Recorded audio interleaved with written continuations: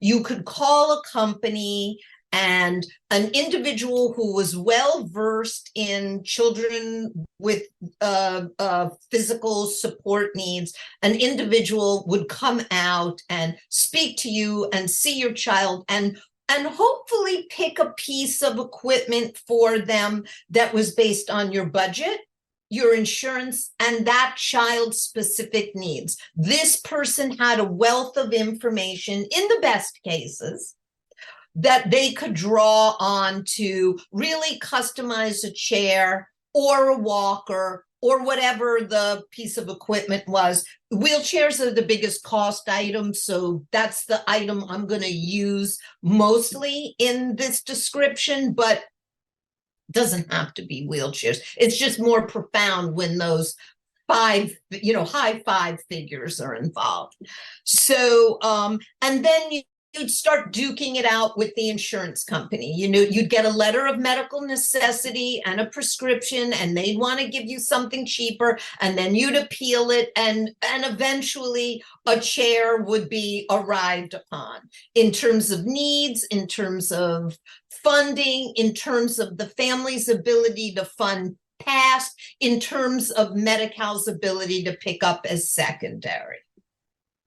Okay, so that's how it went. It had its bumps and it had its things, and then that person was there. And, this is sort of idealized, but the person who came from the company was really there to make sure that the correct equipment was delivered to the child.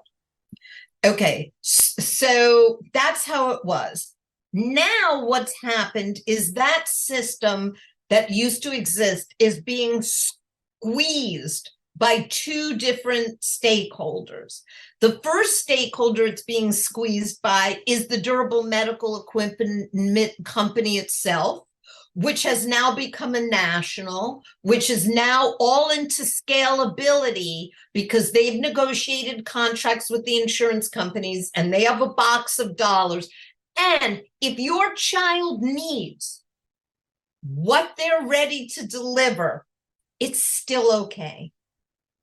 If your child does not need what they're ready to deliver, it's a huge problem, because the person who comes out now is not a well-versed individual with access to customized providers. And the other person, the other entity that's squeezing the consumer is the insurance company, which I just alluded and skipped ahead to. They're pressuring the system in two ways. They're pressuring the system by reducing these contract rates from something like $10,000 to something like $250, which only allows the contracted provider to send me someone who's going to take something off the shelf and give it to my daughter, which my daughter in particular will never be comfortable in. Maybe somebody else will be okay in that $250 system, but not my kid.